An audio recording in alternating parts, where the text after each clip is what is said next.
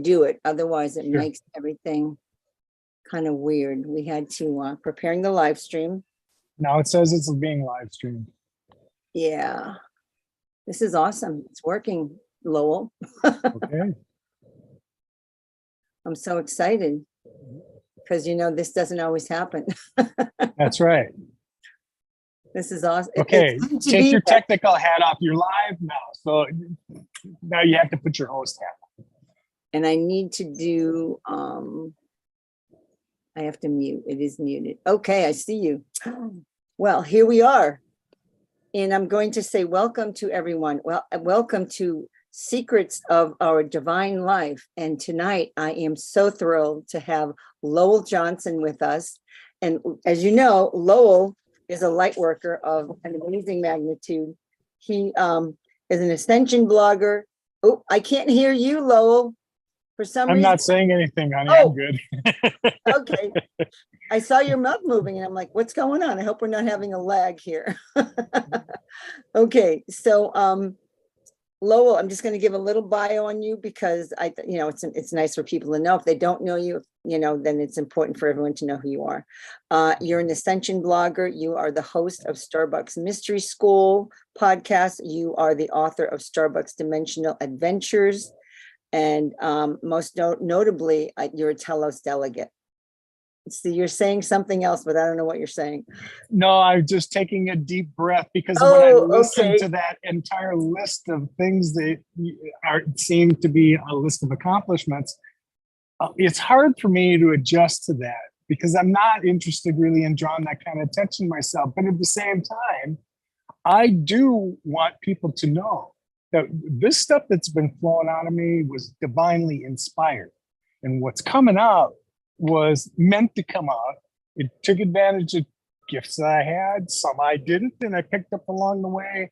But there's a reason that what I'm putting out, and there's some new assets coming out, they're being produced in a way that people like to get information so that they can learn more about the things that you and I talk about, and it won't seem as woo to them. That's what the Berlin Project was. It's people that have resonated with, especially the images that I processed about Inner Earth. That's where this trigger began. So you and I know that the cities in Inner Earth are real. And what I've been guided to do is, Telos was my multidimensional wake-up call. I got to experience something multidimensionality and thought that would be the story I would tell the rest of my life. It wasn't. It was the first thing I was going to be shown. And then every year, something else happened that built on that, that's leading to a reason for me to have my abilities restored. Not just for me, although yes, my ascension is contingent on me following this plan, but it's to show myself as an example for the rest of you, because our physicalities now is different. The one thing different between me and you is first your journey and what lessons you're learning. They are not the same as mine, but yours are just as important and gifted as mine are, and necessary. We weren't supposed to be soldiers all moving in the same direction. No, now that I've seen the tribe that shows up and the diversity of the gifts that they've got and the contributions that they're willing to make, they weren't mine. And they didn't show up, Yarra, to teach me what they knew. Some of that is true. There are some things that we are going to teach each other, but for the most part, Dave Wallace was never going to teach me the things Dave Wallace knows. And that's great because I got Dave. I don't need anything else. He's a resource that's amazing. And if you haven't had an opportunity to listen to him mindfully about a month ago, we had talked about this since he and I had met in Shasta last year. There was so much knowledge that it took Dave a while to just process about it's not an abduction. I don't want to call it that. I don't want to characterize it as that. Dave was a willing participant and had built a level of communication with Lights in the Sky in 2017, actually before that. In 2017, he was actually taken and given a huge upgrade in his capacity to comprehend the things that he brought back. Now, it took a good 6 months, and I have a wonderful frame of reference for this. Once something that extraordinary happens, it takes a while for you to come to terms with it and understand what that was. There's a lot of 3D thinking that you can turn that into a circus, and you can tell that story for the rest of your days, but that wasn't the purpose why we were given this information. No, there's more information that's required, was the word that was going to come out. I guess we'll use that word, that humanity needs to know now. Over the last week, if you've watched the solar influences and the effect it's had on our physicality, I need to give you no more evidence than that this shift is coming, and it's coming rapidly. Yes. All what we're doing is in preparation for that. Yeah, and I did listen to a little bit of Dave Wallace, and I have not listened to all his story yet, but I know that he is brilliant in his own right. And I mean, why wouldn't he connect with you? I mean, you've both, been awakened and upgraded in amazing ways. So the two of you connecting makes total sense to me. And everyone that is on your mystical school podcast is just incredible with the gifts that they're bringing through. They showed up to offer things that they were supposed to offer going on. And I bless their hearts when they begin to talk about their own experiences. It gives credence to everybody else that's out there that feels like they never could say anything about it. Those days are long gone. I get great pleasure. There was one woman, it's been a year or so since this happened, but I always remember it. She had come on one of the podcasts and had shared toward the end. She wasn't really participating, and that's what those podcasts were meant to be. I was never meant to be a host and a talking head and navigating, a series of questions. This is meant to be an exchange. Here's somebody, I've been there. I'm going to bring others that ever experiencers. Ask your questions when you can, and we'll record it for posterity. She waited till the very end and had said that something had happened in the early 70s. When she was a kid, she had these experiences with, elementals and just things beyond herself. And it was benevolent and it was warm. And then when she was ridiculed, she shut that down in the early 70s and never went back to revisit it. Not until she heard some of the tribe. Now, she wasn't led to us. That wasn't a coincidence. She was led there to let her know that there were others, that this is okay. In fact, we welcome you. We want you to begin to speak star language if that's natural to you. I can't tell you the number of people that I've heard in these sessions that just begin to talk that. And they admitted, well, I did that when I was a kid, people made fun of me, so I never did it again. Here you are. I'm telling you, you're connected to something that you already know. And that kind of communication has value, not just for you, but for the rest of us. You're probably going to help be a communicator of whatever that language happens to be. You can speak it, so clearly you can translate it. There's still a lot of us that don't. And so you can see that these people who are wakening up to that, all of a sudden they're taking command of the gift that they didn't really realize that they'd had. There's a lot of that going on. Yes, absolutely. And I've seen many people breaking out in light language right now. And it's just beautiful to see. It just shows the level of frequency and vibration we're all moving into. And it's just wonderful. So, this is about secrets of our divine life. So I was listening to your amazing, what do you call it? I guess you created a whole podcast or some show on about Lemuria through a being that was in humanity. As a human, she came here and started to share her experience of what life was like in Lemuria. And I know that we're just going to talk briefly because I know that you are bringing that out in a Yes. big way on Prime, which is a really great way to bring things to people, and they can buy it and keep it, or they can listen to it. And it's really amazing, I have to say. You know, who Yes. knew? I didn't get involved in any of this to turn it into an enterprise. And Mhm. yet, books have manifested. Sure. Affirmation cards have manifested. And now some video assets have manifested. The one that you're referring to is important for everyone who resonates with Lemuria or Telos to begin with. I Absolutely. had heard about Sharula Dux, who was a princess of Telos, back in October, shortly after my incident, which, by the way, tomorrow will be 4 years ago. It Since was your the day that Telos Telos opened review. up. Yes. So yeah, okay. Yeah. So it was Rob Potter who asked me if I knew about her. I did some research, and here is where I found a website that had posted a 2-hour presentation that she had done in 1993. They posted 15 years ago, but they broke it up into 12 10-minute sections, so they made it palatable. And to be honest, when I listened to it, I wasn't fully engaged into the content. I'm still pretty new on my journey. I really didn't understand what this was, but allegedly, this was one of them who lived among us on the surface. Well, of course, now there anything that I can do due diligence wise to find out any more than I can about the Lemurians and what had happened in Telos. And that's just expanded to inner earth because we're not just focused on that. I want to know.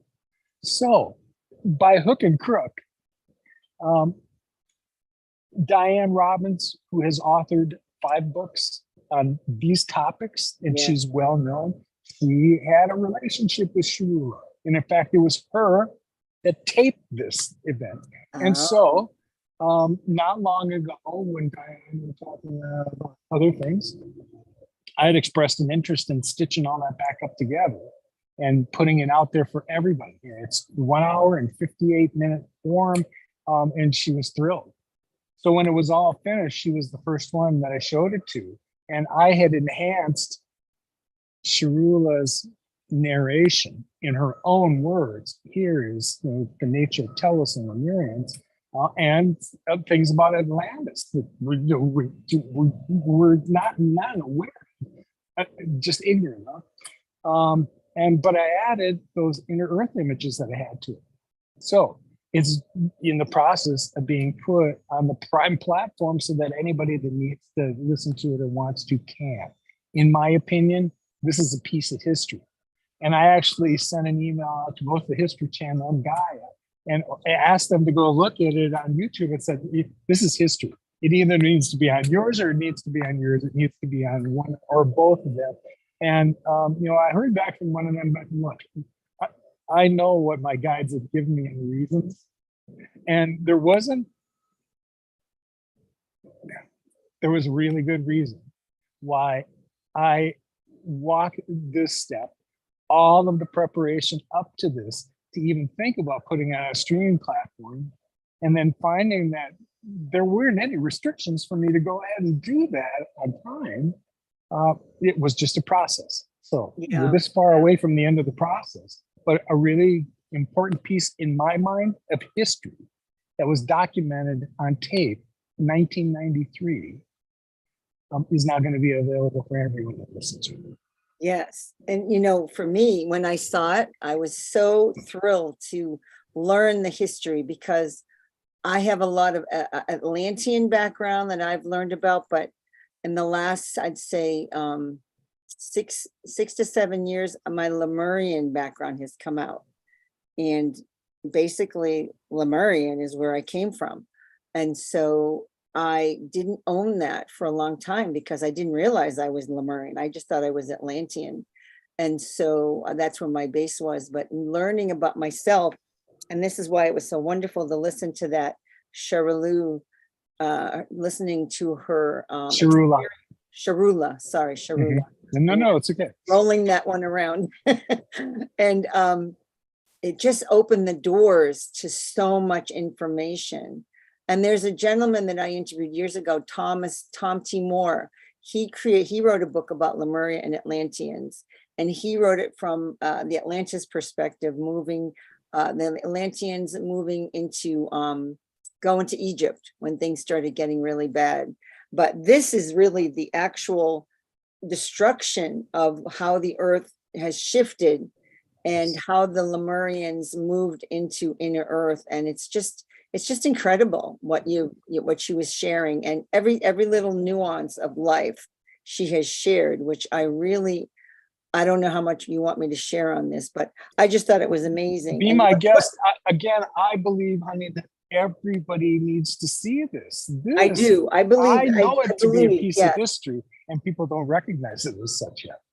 Yes. And so, we had a little trouble connecting today. So I had written a whole write-up, and I called it A Lemurian Perspective. And the first thing I said was, when I finally knew that I was going to Mount Shasta, and this was in 2017, I sat down and I cried. See, it's coming again, from a deep, deep longing and loneliness, which I couldn't quite understand. And that whole thing has been with me my whole life. And I had always connected to my Atlantean roots, but never to Lemuria. But recently, about a year ago, I had a QHHT session where the first thing that opened up for me was my first Lemurian life. My first thing that I came in was the Lemurian, and I was so surprised. And so this information is just so powerful, because it talks about how they went into the inner earth. They prepared it. They moved people in. They couldn't get everyone in. I know that. They had a number they had, hoped for. And we're talking about 12,000 years ago. And this all happened, this destruction of the earth. And the fact that it was such an intense destruction. I'm not sure if I'm going to say this right, but I think all the Atlantean problems and the Lemurian problems, they were having the war, and then the earth sort of was reacting to it. And instead that a volcano exploded to the level of 15, which I've never heard of such a thing. And the noise was so loud. This blew my mind when she was sharing that it killed people instantly. Just the noise of the explosion of the volcano shocked people, and they died from the shock of the noise. And that to me was like, oh my goodness. And so many people just perished instantly. But then you had a gentleman on, which I listened to another one of your shares on the podcast, who has traced his own Lemurian roots. And he was one of the people collecting the people to go on the ship. I think his name was Chris. And yes, he connected, and he also has connected with Sharula, which I thought was unbelievable. And I love how he said, if you want to connect with the beings in the inner earth, call them and ask them to connect with you. So anyone listening, it's not just for anyone, special people. You can connect if you're called to connect with Lemuria or the inner earth. This is all about educating people about their personal vibration levels and getting it ready for the next level of Earth's consciousness. That is what's going to change. Yes. And in order for us to enjoy new Earth, there are lots of seeds that have been planted in your corporeal body right now to prepare you for what's going to be next. But this is coming one way or the other. And so when I didn't want to talk about it for the longest time, every time I said I didn't want to do something, the universe just said, yeah, well, you're going to do it anyway. But I have 4 instances in mind of things that I said I wasn't going to do, and here I am. But I have a whole different attitude, especially after the last couple of weeks with exchanges that Dave and I have had. And Dave Wallace and I, we've come to the conclusion on, we're both ambassadors. Yes. And here we have a bridge. And the cool part is that I'm beginning to have experiences with Dave's resources, and Kim Jim has certainly benefited me. My role has been, an awareness of, it started out with Telos and Lemurians and, ring the bell, here they come. I was reminded there are a lot of other places to talk about that are Lemurian outposts and Atlantean, compounds, and those things are still here. I'm here to help bring some attention to that. So after, Sharula came, that's when I went back and my guide said, yeah, we know about 9 of these places. Let's bring those things to life. So those were the last 9 3-minute each things that I put out there that just resonated like hell with me. When I heard this name and I understood what was supposed to be there, I found some music that went with it. And holy cow, here's 9 more assets that are, somebody saw this week and looked at it like a producer and went, oh my God, there are 9 stories in there. Sure. Oh, Yep. yeah. And I think there what are. you're referring to, I just don't want to confuse people when they're listening. You're talking about all the different places on the earth where all these cities from, that the people are in the inner earth, that all the different cities are underneath different areas of our planet. Is that what you're now? Yeah. Yes, people are going to think that hollow earth is this 3D thing and there are these underground caves that people live in. Right. I have to get your mind wrapped around a multidimensionality environment where the world is supported in that. And there is physicality to inner earth, but not in a way that we can put into terms we understand from 3D. Here is where the box is kind of, firm. Yeah, if you look behind me, everyone who's watching, this is a digital representation of the temple in Telos, which is the city under Mount Shasta. And this is what Lowell created through his own knowledge of being in Telos. And maybe you can give us a little quick recap of how you got there, because I think on my summit, we never actually did talk about it, but all you have to do is a little bit about it, just so people understand what your trip actually was. And because this is your 4th anniversary of that, which is pretty amazing. Tomorrow, that's right. Tomorrow's the day. Yeah. So the 26th of July. Well, congratulations. And, this was what opened the doors to your entire divine life that you're living right now, isn't it? I'd been on a spiritual search, and what led up to this day was actually, by this time 4 years ago, I had come to Mount Shasta, led there. It wasn't my original intent, led there. And so I was 4 weeks into a stay. I was going to come for a week, maybe stay for 2. Yes. And I was stuck, not stuck in a bad way. There was energy there that I didn't realize until after the 2nd week, when an older couple had articulated about how the energy was so palpable and how their energy was just at a different level. That's when I recognized it in myself and went, holy shit, there's something to this. Yes. I can't get back there fast enough. I was there last week for a week, and then I had to rush back to Santa Rosa for a different purpose. I'll be returning in another few days. But when you get wrapped up in the city like this, I don't want to say that I get a level of anxiety. But when you're caught up in all this white noise around here, it's like you need you just want to take a deep breath. Mm-hmm. That's what you get. It took me, by the 3rd day in Shasta, just on the side of the road in the woods, I'd found my peace again. And that's what I needed to restore the connection between me and what's higher than me. I can't get it when I'm around here. Yes. How you get quiet enough to reach into that place where you can is impossible in the city for me. I've been able to meditate in different ways, but the type of connection I'm talking about, making to things beyond ourselves, that has to be done in a different kind of serenity and peace and quiet, and that's where you can find it. So I want to go in a little bit of a direction here, which I'm coming back to Telos. Okay, go ahead. You right now. Go ahead. I had heard about Saint Germain, and about Guy Ballard running into Saint Germain in the woods in Shasta in the 30s.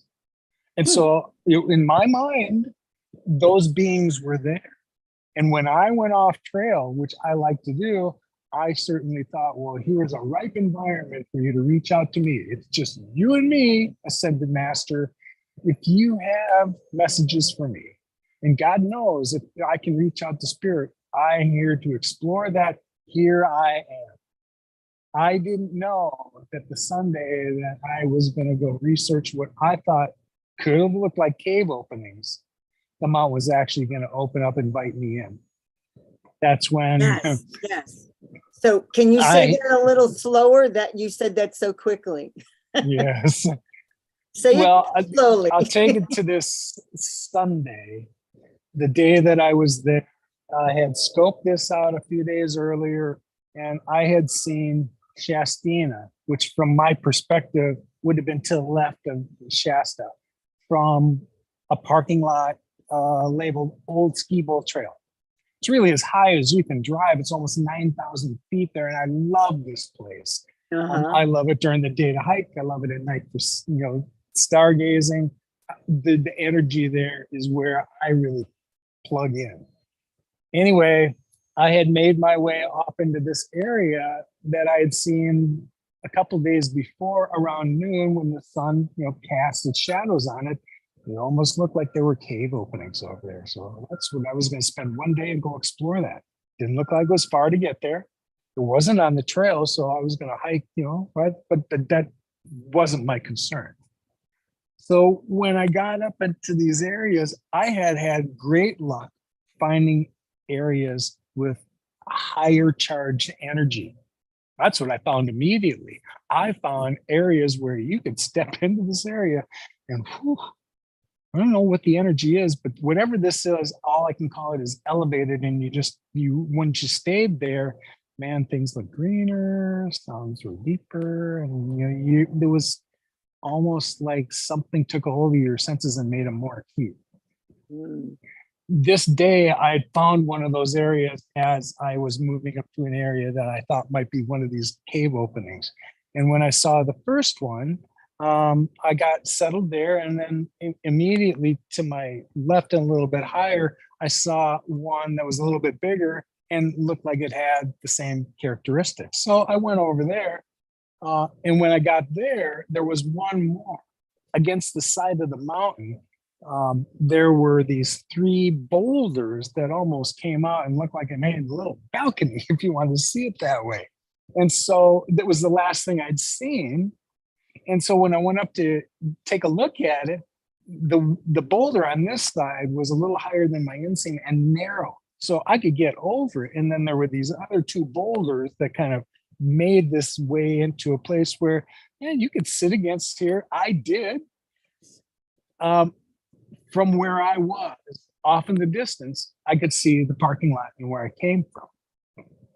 There was certainly nobody who knew where I was, and unlikely that anyone would see me from where I was. But the thing that I thought I was supposed to do first, I'm a light worker. I understand I go to Shasta and my energy, there is an exchange. I don't get something from the mountain. It's always an exchange. So my job is to plant light. And where I go on the mountain, that's what I do. I have a process by which I do that. I take 4 infinity breaths, and I have drawn light into that spot. And when I step back, I've left that aura behind. So I completed that task, and then I sat down.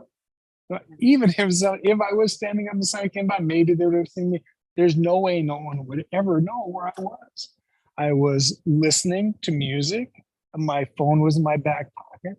I had some water and some grapes. And when I'd finished with the food and beverage and put that back into my bag, and then my phone just stopped working. So when now my back, I'm rested up, my feet, I'm not laying on the floor, but I'm sitting on the floor, on the ground. My legs are stretched out, and I'm leaned up against, this brush between me and the mountain. I leaned forward to pull my phone out of my back pocket where I always keep it. When I looked at it, there's no power. When I went to turn the power back on, I felt the breeze from behind me. And that's when I turned around, and whatever I was leaning against has now been replaced by a hole that was probably 9 feet at the apex. So I stood up and turned around, and you could see this looked like it went, there was, didn't know what it was. Later, it'll make sense to me that this is a lava tube, but it kind of goes up. There's a grade that goes up and then it goes down. Okay. And as my eyes could adjust, it looks like there's somebody down. Mhm. And when I get that awareness, somebody had said the words, "Do you wish to see Telos?" My heart raced a little, but I like adventures and I don't have any fear of anything anymore. Man, I came looking for a connection to some benevolent beings, and I think I'm going to get it. So as I made my way down and the light got better, I had thought that this was somebody who was about my size from where I was. I really didn't have a perspective, and the light wasn't that great. And I'm 6 feet tall. When I got closer, this being was not 6 feet tall. He was at least 2 heads taller than I was. So I put him at like 8 feet. So as I got closer, he said, "You can call me Alex." I said, "Well, that'll be easy to remember. That's my son's name." He says, "Yeah, we know about your son. Follow me." And so now we follow this incline downward toward a source of light down there. And along the way, he's explaining the nature of Telos, the levels it's got, a little bit about the council and how it's configured, the king and queen, Ra and Rana, and the roles that they all play. I'm taking it in as quickly as I can. I'm really not saying anything because I just want to listen and pay attention.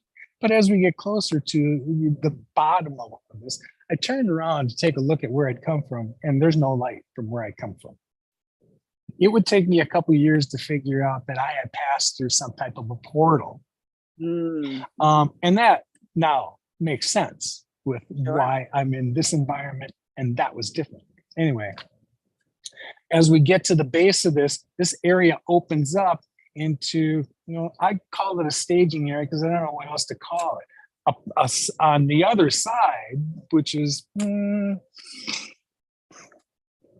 maybe I would say it's about the length of a hockey rink. That would be right. So about 200 feet on the other side, there are 5 more of these tubes. Just to the left of me, though, from where we're standing, there's a platform. It's about 6 by 6. I wish I could tell you what the material was, but I can't tell you. I want to say it's crystal because I think everything is made out of that, but I can't even say that. And upon it, it looked like there were 2 like bucket seats. Over there was another one. Over there was another one. And by the time I'm taking all this in, well, Alex had made his way over to the opposite side and sat down and indicated for me to sit next to him. And as soon as my butt hit that seat, this thing levitated and off we went into that center one over there. Now, yeah, I don't want to interrupt you, but I just want to, like, when you did this comprehensive talk from Sharula, she talks about 2 kinds of travel in the Telos area. They have the sled, so it sounds like you were on a sled, right? When I heard that, that's what clicked with me too. I'm sure that there are different varieties of that, because the sleds that she described, and even the ones that I had in my mind, were all a little bit different than the craft I thought I was riding on that day, because there wasn't much around it. You just got on this thing and away it went. But it was like a 2-passenger. The sleds that she was referring to make total sense to me. Yeah, and she also, and they hover over the land like those do. But mine wasn't limited to, say, I think of the propulsion of those types of things where there's an energy field around them. So that's why you never run into the walls. Well, this is kind of like a bumper all the way around you, so that you go at high speeds through these tubes, and that's why you can't. So I don't want to interrupt you, but I do a little bit. So I wanted to say, when you did this this event you've put together from Sharula, have you seen so much validation of everything that you saw in Telos? Is she Absolutely. validating everything that you saw? Yes. The only things that she got to go on about that I didn't have the opportunity to see was the animal and plant life on the lower levels. Right. I'd give anything to go back and experience that, and one day I will. Yes. But the rest of it, the hydroponic gardens she was talking about, the temple she was talking about, the council chamber she was talking about, those were all places I got to experience. Which is so amazing. It's so amazing because, and I want to just do a little comparison for what you're telling us now and what you found out through the Sharula information, and how wonderful it will be when people watch both. They listen to you and your experience, and then they listen to her. And all the digital art that you've put together, Lowell, is amazing. I mean, you are incredibly gifted with this digital art. And as I said, the piece behind me is the temple. And that's what, and is that exactly how you saw Telos at the time? As close as I could. Let me stop here for just a second, because really after this Telos experience, and when it had sunk in, what occurred to me was that I wished I could just take this out of my head like a VR unit, and you could put it on to see what I saw. And I thought sometime the method for me to be able to do that, to illustrate it better for others to see what I saw, that it would present itself. I didn't know how it was going to come until a podcast I'd done, I think, in early December. And one of the host sidekicks was a graphic artist. His name is Luis, and I love Luis. I have a lot of things to thank him for. He was going to teach me the tool that didn't necessitate me to be an artist, that was going to help me keyword drive AI illustrations that were going to be able to take my visions and put them down. When I first saw the things he had created, he had heard about my Telos experiences and had come up with not just a couple of images that he had created, dozens. And when I saw them, there was one in particular that triggered me, as though it looked like here is an entry from the surface with a light path that goes into the halls of a Meki. I said, would you mind if I have that? I've seen that. It's incredible. Yes. Exactly. I actually may have one here to show people. I'm going to have to look through my things. Here, I'm just going to show a quick picture of Sharula Dux. I don't know if this is going to show up now. Can you see it? Yeah, I can see it. Yeah, that's great. Sharula. She is a That's princess. the last known image of her from the 90s.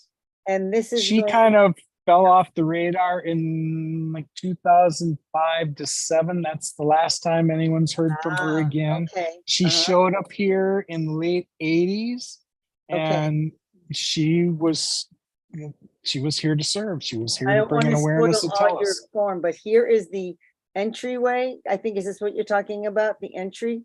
Yeah, that's what the dome looks like from the inside. Right up at the top here. Yeah. Yeah, you can't see the top of the dome, and it's lit like daylight. Explain that. That's under Mount Shasta, right? Yes. It's incredible. Actually, the city of Telos is located there. But Telos, as a landmass, is most of Western United States and into the Southwest, that whole area. And that was just what remains of Telos before Lemuria broke off at the coast. It's a lot bigger than that. A lot bigger than that. Yeah. And some of your artwork is just so incredible. I know that you are really showing so many pieces that you, I'm going to just show a couple more because I'm not going to show your whole thing because it's a 2-hour long event to watch, and it's absolutely. Well, we want others, they can go and see it there themselves, and there's a lot of other images that didn't make that. This is the hydroponic gardens, right? Yes. And this is so gorgeous. I mean, I should hold it up a little more because. Now I lost it. Oh, we did. Okay. There you go. All right, it's better in front of me. There. I mean, I know this isn't the best professional way, but that's the only way I can show it right now. So it's so incredible how you can remember everything that you saw, and you've only been there that one time, right? Physically, so far. That's right. That's right. Yes. So you did see the levels, like the five, you saw some of three of the five levels of. I saw 3 of the 5 levels. Just time didn't permit that day, but I'll be going back. We That's- all knew that.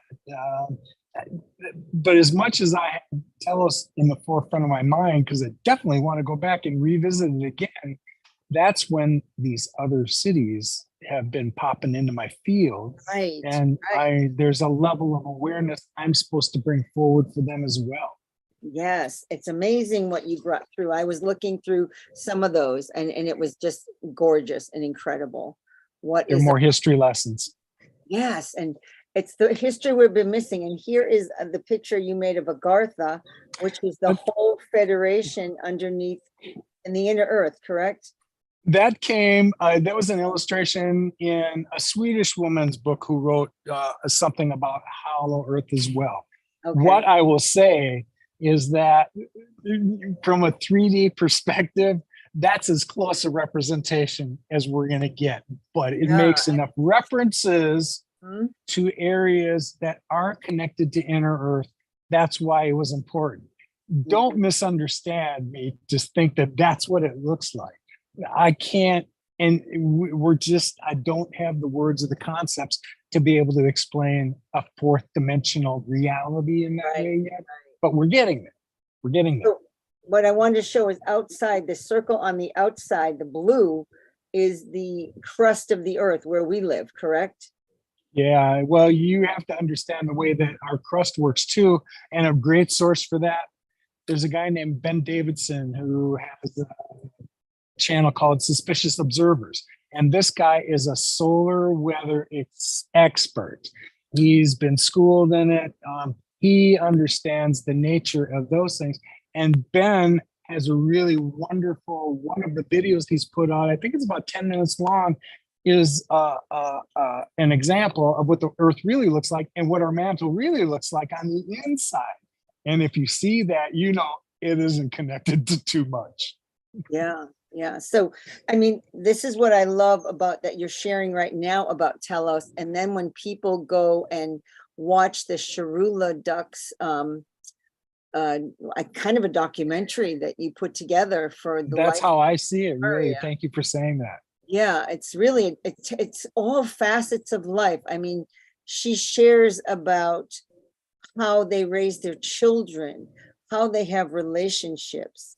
And I know those are things you weren't able to, be part of yet, because you were seeing the physical aspects of Telos at the time, right? Anything else? Tell us some more, a little more. What are the highlights of Telos that you want to tell us about? Just that really has impacted you. Well, we left off, we had just entered the tube. And I wanted to talk about that because while we went through this tube, it wasn't what was happening there until we got on the other end. And whatever light source, wherever we were going, was pretty well lit, just like we'd come down the first time. As we got closer to the other end and light started to penetrate that tube, the crystals in the walls refracted the light in a way like this was a living kaleidoscope as I was coming through the end of this, and I didn't want that part to end. It was so gorgeous. And then when we finally came through the opening, we're in the middle of it's downtown Telos is what came to mind. We're in the main level of Telos. And he takes our craft up so that we have a perspective of, you've seen those cityscapes. This is what I see. So that illustration behind you was indicative of what I saw. That pyramid, which allegedly holds 10,000 people at a time, is a white pyramid with a living stone cap on the top. That I would find out later, because the day I was there was Sunday. There is a pattern to the color that it appears, and it aligns with what happens in the city that day. The Lemurians see it as, this is the light that the universe is emitting on this day. And so when we get into that vibration, we can take advantages of all the bits and pieces of that particular light on this day, and tomorrow when it recycles, it may pick up a different light. Well, the day I was there was white. It was on a Sunday, and that's indicative typically of a Sunday. But if I'd have been there on a Wednesday, it probably would have been emerald. Had I been there on Saturday, it would have been violet. I knew none of that until after the trip. And that's really when I met Diane Robbins. And she had shared that little tidbit of information, which, by the way, she realized had never made any of the 5 of her books before. Oh, how interesting. Yeah, that was fascinating. I remember hearing Sharula talk about that, how each color, they lived by the color that was brought through. It sort of gave them guidance of how to live that day. It's sort of how I'm interpreting it. But they emanate almost like an emotional vibration. Pink right. has its vibration. And when you, I think of what we were told about when we wanted to connect and go with the flow. I see myself as I jumped in a river and I just went with the flow. And when I did, I experienced the river the way it's supposed to, instead of trying to kick my way upstream and fighting it all the way. When you get in that frequency of those colors and you get in that flow, you get to take advantage of whatever level of elemental control I have from that particular frequency source. And when you leverage it in that way, man, you've just gone way beyond your own capacities. It's wonderful. Yes, makes sense. Yes, and here's a little picture, and I know I don't want to steal your thunder, but this picture is so beautiful of the light colors at the bottom. Down a little bit. Colors. Is it lower? I can't see it. Oh, yeah, I can't see it. Oh, really? There you go. Well, now I can't. I did a second ago. All right, how's that? Nope. Nope. Okay. Not yet. And I can't. Not yet. Well, I know which one you're trying to show, but for the viewers, they won't. I'm sorry, viewers. I've tried to. I did well on the other one. Anyway, the colors are gorgeous, and they talk about the computers. Oh, I see how I was holding it. I get an after effect on YouTube. There you go. Yeah. Oh, all right. You got it? Yes. Oh boy. I can't tell right now because I see this later. It's interesting how this is working. Yes. I love how they talk about the computers being living beings, living entities that are connected to their computers lifestyles. Are run by amino acids. This is living consciousness, and you plug into that in the same way. We have this fixation on AI right now, and the argument is that it's going to control our lives. Right. And there's a certain degree in Lemuria and in Telos where not just there, all of inner Earth uses the same technology from this source because it's just natural. It comes from source. It's a flow that you connect with, and it's not meant. It's not what it does for us. It's what we learn to do for ourselves from connecting to that. That's what it's for. Yeah, it's amazing. It's amazing how the way they bring through their understanding and leading their lives is so they talk about the computer. Are they connected to the Christ energy? Is that what that was? I think that was Christ consciousness. Yes. Christ consciousness. And so they think of it's the God consciousness that they're connecting to. And it cannot be corrupted. So they never worry about it, which I thought was amazing and quite it's so reassuring that we don't, to hear that when they live in that kind of an environment that they've created themselves. I mean, with all the frequency that they brought through and the vibration that they live in. And we had that vibration here on the surface. We did. And they just took it with them to protect it, to actually guard themselves from the negativity on the planet until that experiment was all over. And then they had been saying for a long time they're anxious to, rejoin and reconnect with the surface. But in the state that it's in right now, you can understand, of course, why they weren't going to let that interrupt what they've got going on. I take a lot of comfort in that because I know where we're going. I've seen their civilization and I understand how heart-based it is. We Yes. are this far from never having to deal with the density of this third dimensional crap anymore. We will still be in a planet that is still physical. In our fourth and fifth dimensional beings, we are physical bodies, but we no longer look at the duality the same way that we did. There's no longer a right and a wrong and a black and white and a hot and a cold camp. We don't think that way anymore. The world spins that way, but we all know we're connected to everybody else. Unity and love and compassion is kind of the framework for all of our decision making and the way that we live our lives. We're here to assist everybody else. We don't look at what I don't have and what they do have. We don't live in those terms anymore. Right. We're like a field goal away from all of this. And that's why I'm beginning to speak about things that for 40 years as a hospitality exec, we did not talk about this. No. But the world wasn't this close to its new dress it's going to put on, if you want to look at it that way. Beautiful. She's moving into a whole nother section. And I know more about myself now. I know that's why I showed up in this incarnation, to help through this process. And so did a lot of the rest of you once you get a hold of your awareness and remember why you came into this incarnation. But of course, that goes to say you believe in incarnation, so I can point to your past lives, but it's all there, guys. Let me tell you, it's all there. Yeah, and that's an interesting point because even some of my friends do not believe in reincarnation. And I find that so hard to believe anymore, that someone cannot believe it, that when they say I don't really believe in it, I'm sort of struck and I have to stop because it's just so out of my realm of thinking. It's just very hard to believe that these people can't even connect to the fact that we've lived multiple lives, but they believe this is it. This is the one life they have, and that's all there is. And we know that isn't true. We're multidimensional beings, and we're here, and we've lived many, many times to constantly raise consciousness in all planets and all galaxies and all universes.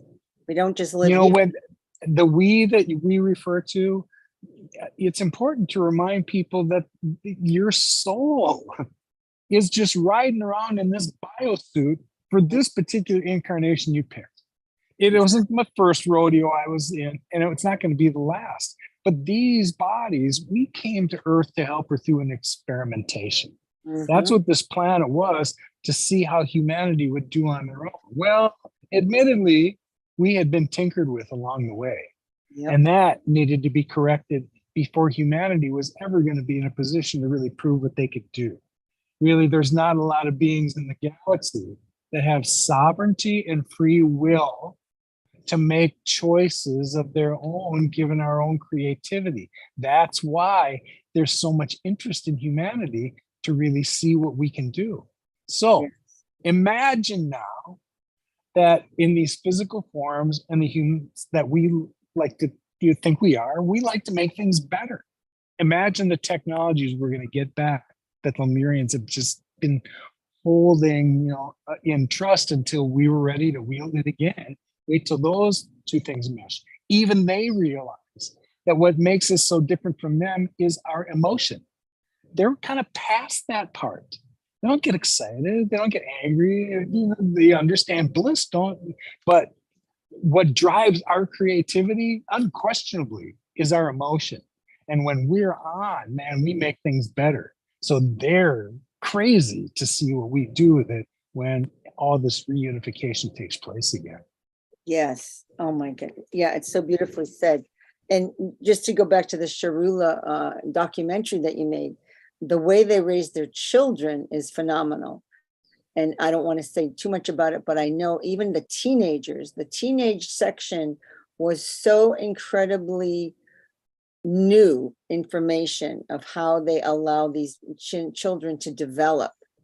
And it's so many things that they're bringing through that is important for us to hear and to, take and to make take it and, develop it in our own world if we can eventually, maybe not yet, but it certainly is planting the seeds.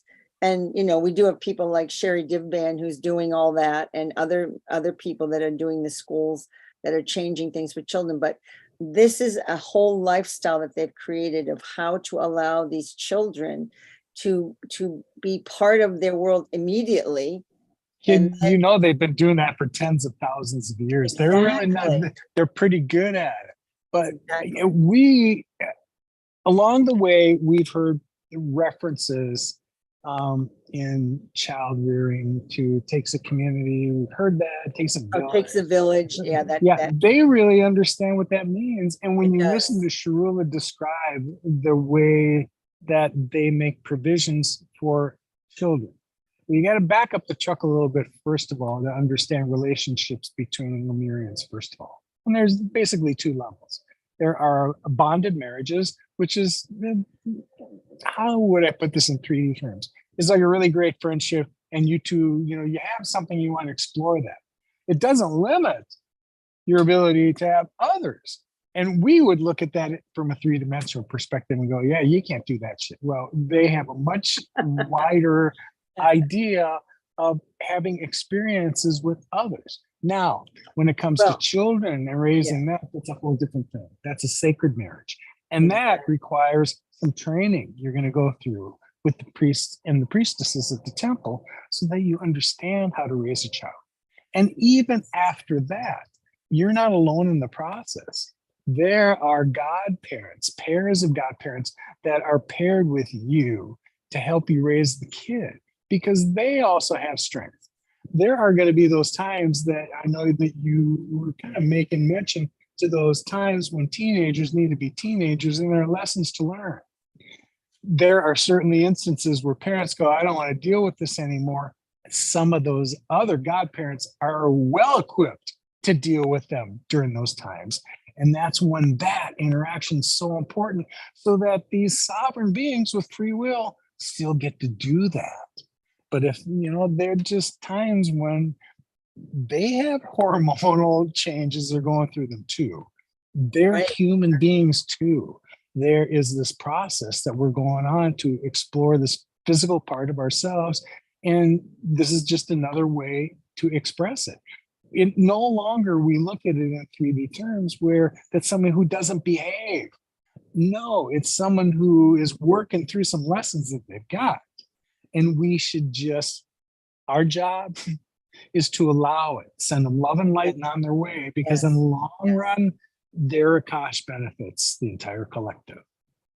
Yes, they allow a lot of freedom for the children in a way that they're still in a safe environment and they have guidance, but they give them a whole different kind of freedom than we've ever thought of giving our children here. And it's really evolutionary, totally. Obviously they are evolved people, but it's so well put together, but it's very natural. It seems very natural in so many ways. That's a good way to put it. Yeah, it's just such a natural way to raise your children. And we've fallen away from that in so many ways, although I have a lot of friends that live close to their family and their children, and they all still connect. And it's beautiful to see. And so we're coming back. Some people have still held on to some of that. Some of us have not. And so it's coming back to that, but in a whole new way, when, like the godparents you talked about. It's an incredible idea. And it's not just one pair of godparents, it's many pairs of godparents. It's 12 pairs, actually. Yeah, I didn't want to say it, but as long as you want. It's fine, whatever's there is all meant for people to understand. These teenagers get to spend time with each one of the families. And as I was growing up, I grew up in St. Paul, Minnesota, and I had that relationship with a lot of my friends.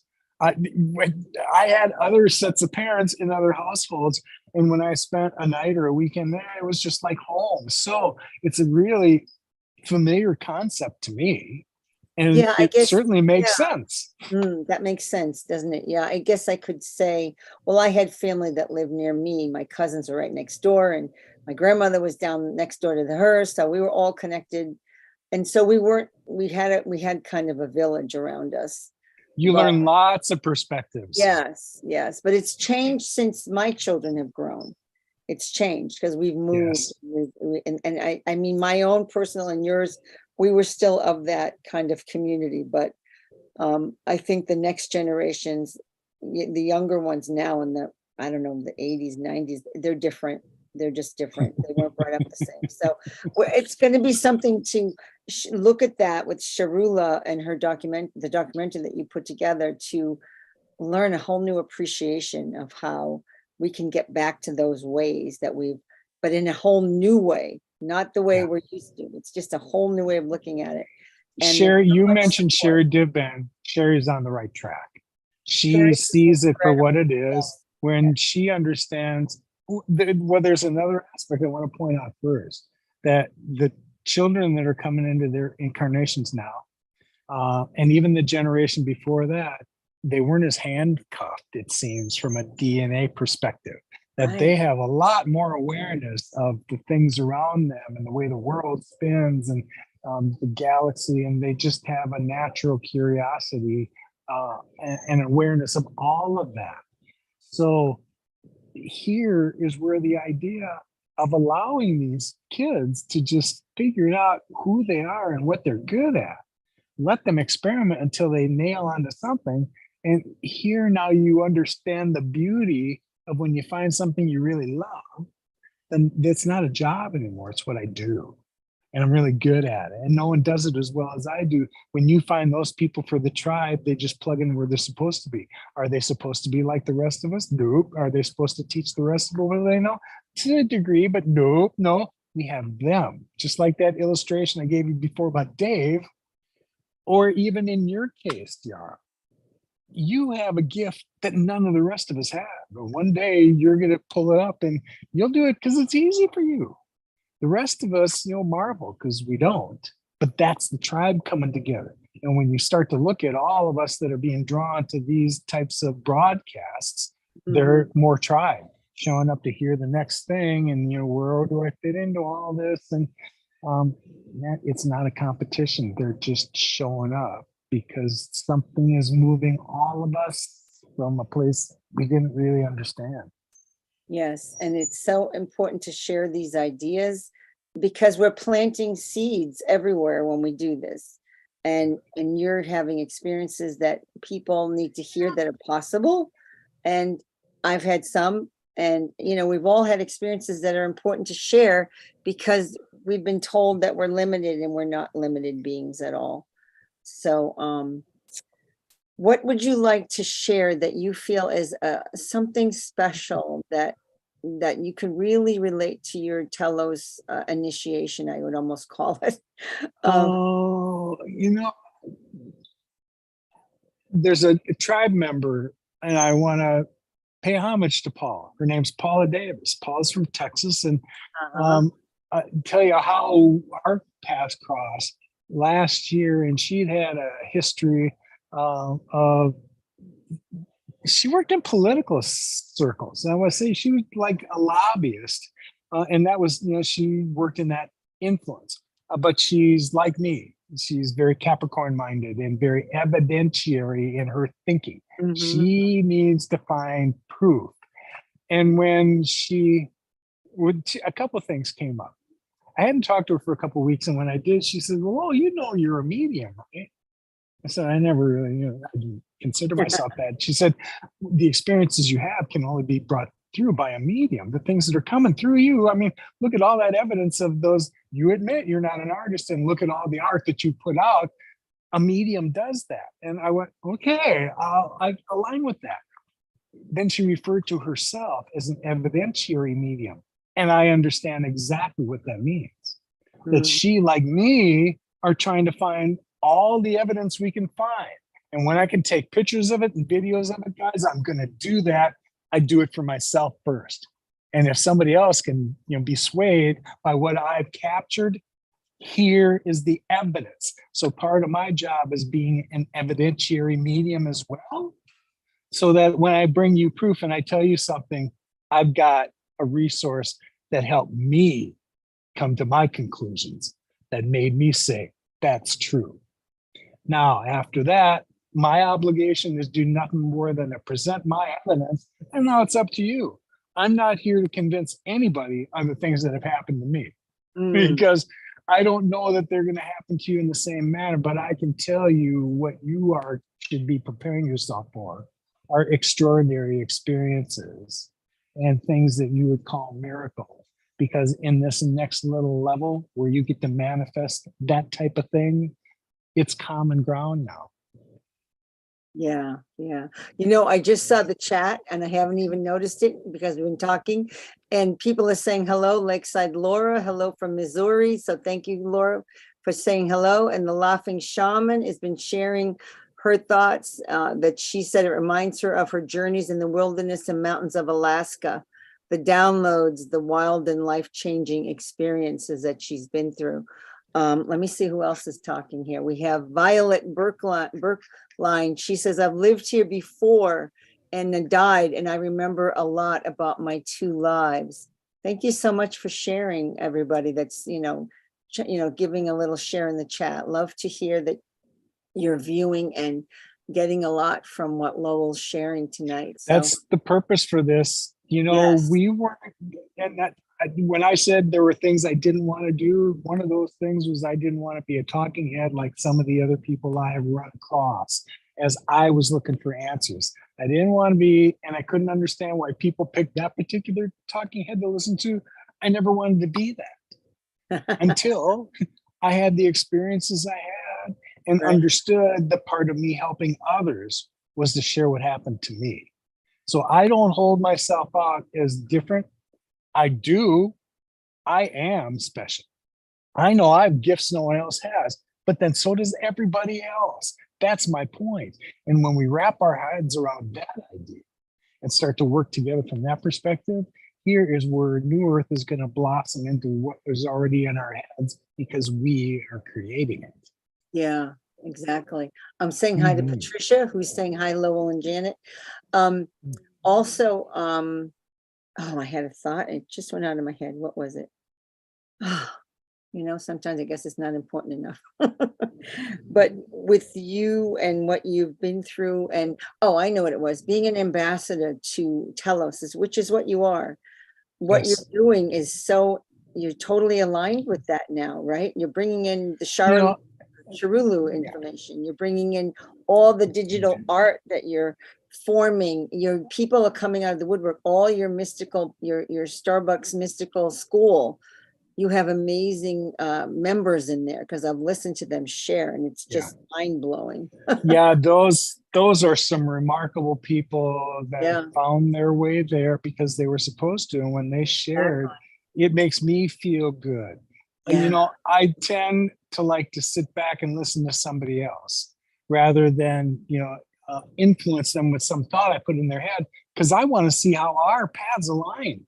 Exactly. I want to hear about you before I open my mouth at all because I want to find the synchronicities between the two of us because I know that they're.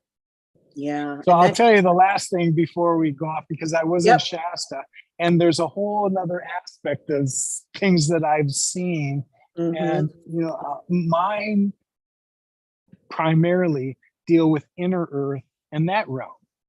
I've certainly been to a friend's property now multiple times, I'm delighted to say, where I've been around a lot of light orbs.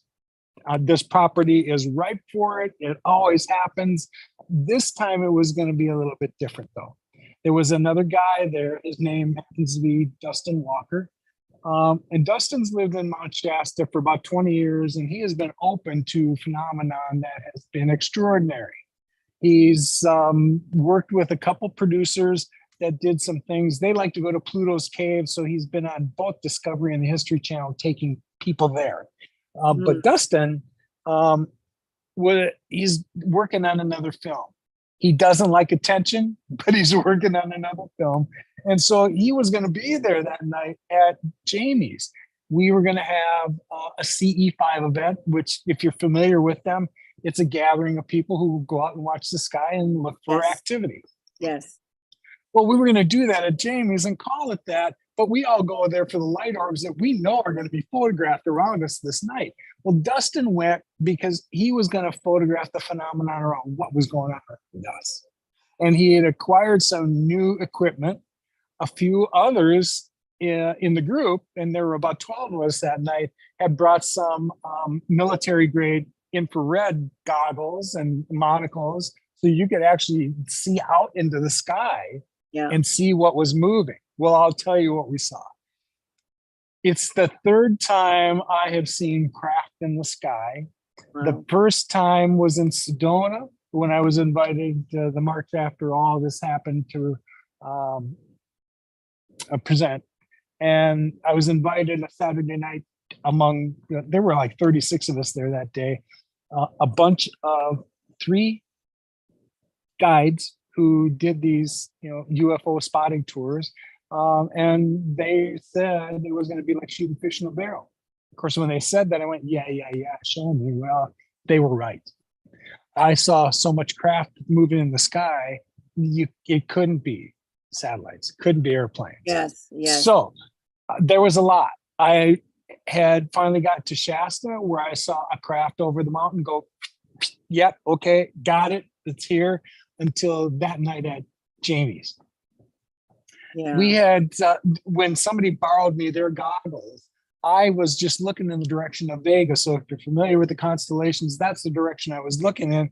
And after a while, there was a spot that I just held it on, and there were 7 craft moving in different directions that I was looking at. Now, in addition to that, when we all sat around this area and we were just getting started, well, Dustin was moving around behind us and had a new camera he just got from Amazon, took it out and was pointing in the sky. And how he picked that particular point in the sky, what he revealed, Jamie went over first and started to go, you guys got to see this. Well, we all went over and looked over Dustin's shoulder, and what we could see looked like a wormhole. Oh, wow. So what we saw was what looked like a circle with these dots moving into it. First it was dim, then it got darker, and then it got dim and went away. Well, in the time it was there, he videotaped this. I've got a couple screenshots of a couple of these. You can definitely tell there are 3 dots in this wormhole that craft were moving in, and then it disappeared. Does this shit happen? Yes, it happens. And Dustin's about to show it on video soon. So if you want some more proof of these things that, the media now thinks they're talking about and the government thinks that they're revealing, they put it pretty well. That he's gotten to meet, a lot of people through, his knowledge of physics and what he knows now.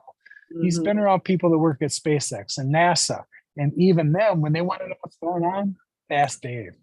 Interesting. I know, isn't that interesting? Because it takes these people with their feet in the ground, observing like that with you and groups, to help them validate the truth of what's really going on, guys. It's incredible.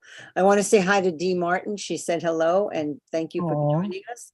And yes, I had an adventure like that. I'm just going to say quick because I know we have to wind this up because you've been talking a while and you probably have, I know it's been amazing and you've shared so many wonderful things. But I was in oh my goodness, I was in New Mexico.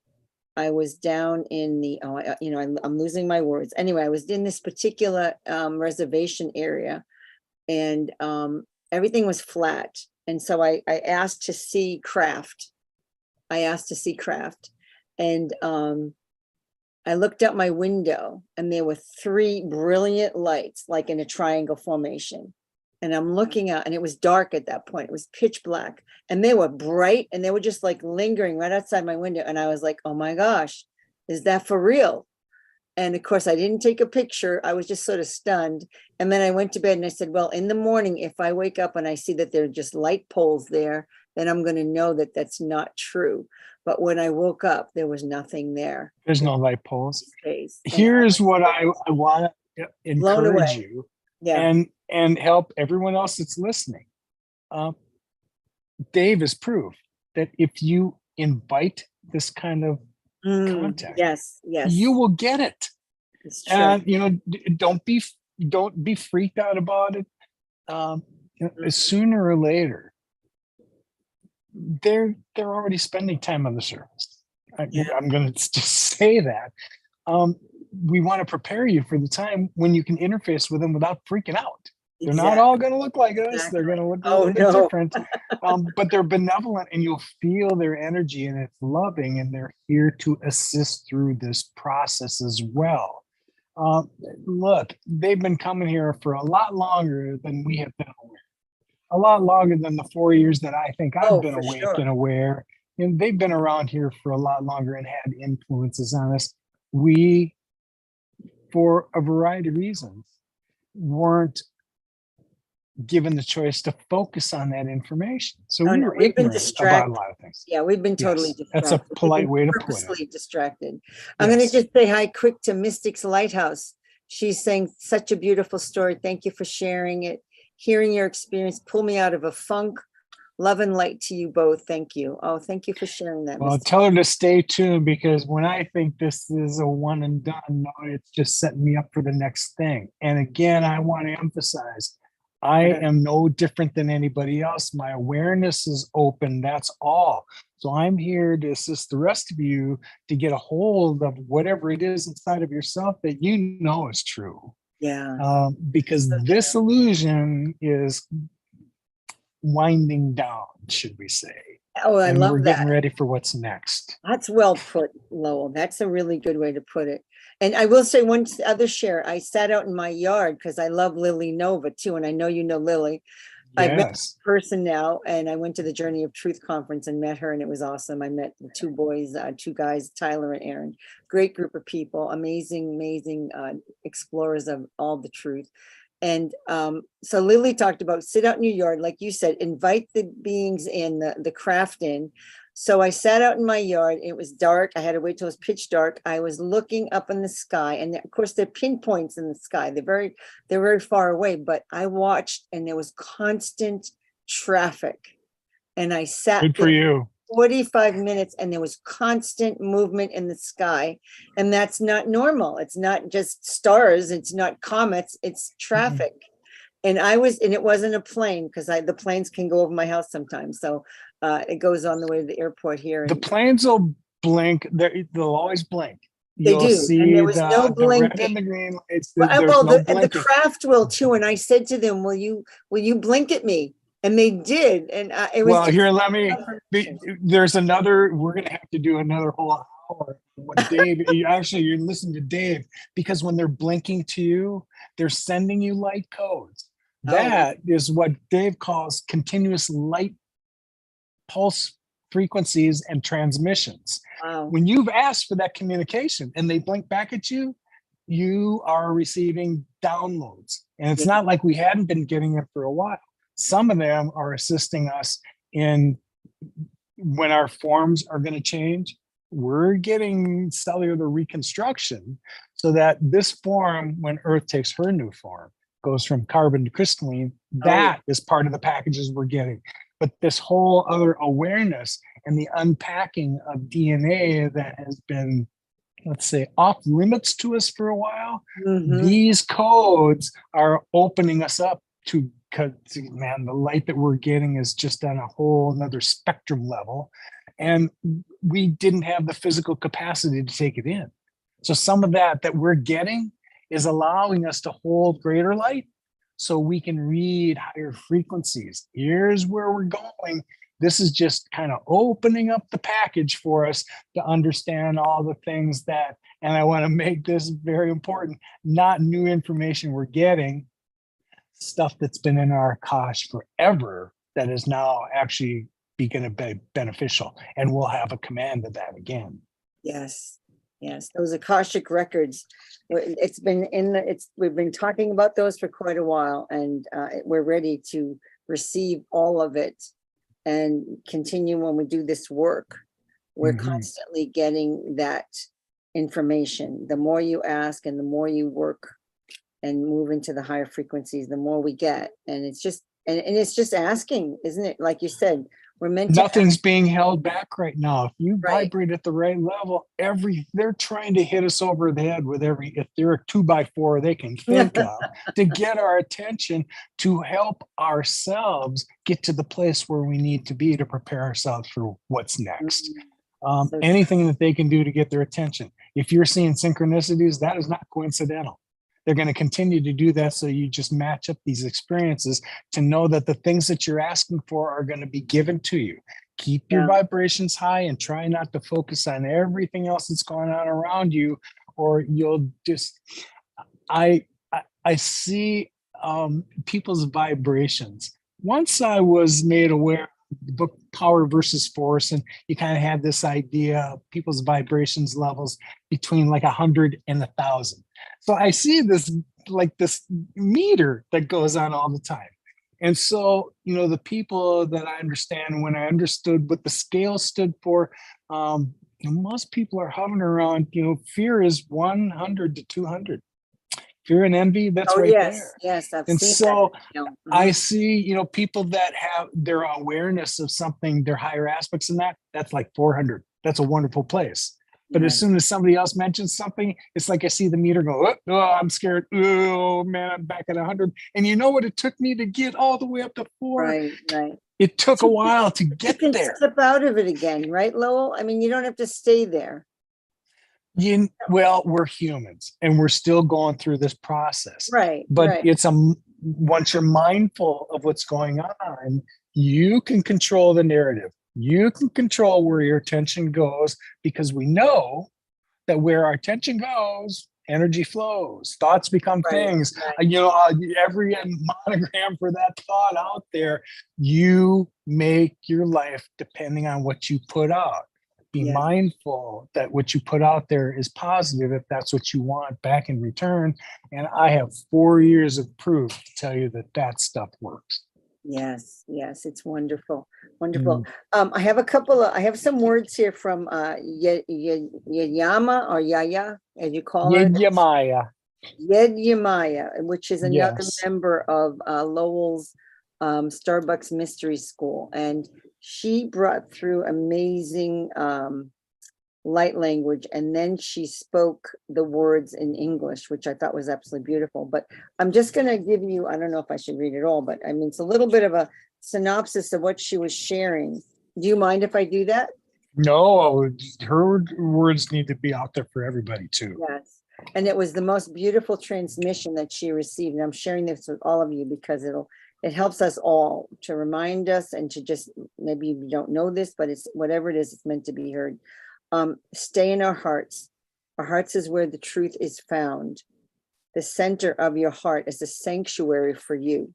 It will help you find your way on earth. Times of great change are happening. Depending where you are, you will have great pain or great joy. And these are always choices. I'm kind of synopsisizing it. So be in that place of love. I think I made that word up. Love it as it is now. Don't wait for the new earth, which I love. She said, love our earth now. And don't wait for the new earth, but love it now. Be the love in the world. Hold the vision for a higher world. Everyone has their part to play, their job to do. Everyone is unique to themselves. Do it from the present moment, now. And our light is needed now. And breathe in and breathe out as you listen to this. So everyone take a breath, because sometimes we hold our breath and we're always living and we don't realize how much we don't breathe sometimes. So breathe in and breathe out as you're listening, because it's going to relax you. It's going to allow you to come into your heart. Those outside the earth, in the earth, and upon the earth, allow ourselves to be in the space of love. So there are many of us, all dimensions, all areas. At this moment, we are all being touched by the divine. Remember, we are the divine. Be in the silence to be in your own divinity. Even when there is sound all around us, there is silence and stillness within us. As you shared earlier, you mentioned that you have a hard time being in the city, Lowell. Ask for our light to shine and radiate out. Do not give it away. Every day we are changing. Our energy is shifting every day. Something has changed. And I think you can feel it. We have changed. There's been a big shift this year. Something has lifted. And don't you feel lighter right now? I do feel a lightness in the world, in myself. So any of you listening, there is a shift going on. There is a lightness, and she's been given this information. Radiate that out. Be your light. Be the change you wish to see in the world. And that was going to be my final sentence, but cultivate the journey of light. Make sure you create a sacred space, which I'm telling you, this is my word. Before you go into these kinds of areas, always create a sacred space. Remember who you are and ask to be reminded who you are. Thank you for all you do to uplift life, all of you, Lowell, everyone listening. It's a joint effort. We are all in this together. Be the light that you are. Keep coming back into our hearts, to the center. And this keeps us fully present and aware. Thank you all who have joined me and Lowell today. And I'm grateful with all of you to be able to share this. And Lowell, do you have any final words? Keep your vibration high. That's my mantra for the rest of you, because once you do, these extraordinary things, they're going to find you. They're looking for you. We've been told all we had to do was ask for that kind of divine help. I'm proof to tell you that it comes when we ask for it. And now it's coming in tangible ways that, we thought of prayers answered before. No, some things are physicalizing. And so to me, that's evidence that it was Yemaya that explained this process to me too. When, we were both told, you need to embody your higher aspects more. You need to embody more. Once you bring something into your awareness, bringing it into your physicality after that is the process for manifestation. So this is the way it's done. Once you know what it is that you want and you continue to put your intent and focus on that, guess what? Expect it to manifest here physically. When we get to the next realm, that process in between all that is instantaneous. Here in the third dimension, there's a time delay for a purpose. It gives you the chance to learn all the lessons we were supposed to learn. But when we talk about manifesting and co-creating new earth, those are the tools by which we're going to do it. And like I said, no delay. So let's stop there for today, shall we? Yes, I am going to say thank you so much, Lowell. It's been such a pleasure. We've gone on quite a long time, almost 90 minutes. So oh boy, it's just a blessing. Sometimes it didn't seem like it, did it? I'm so glad. No, I've enjoyed all of it, and I hope everyone listening has. And I'm going to thank you so much, and just be the light, everyone. Be the light that you are. So thank you again, Lowell, and see you next time on Secrets of Our Divine Life.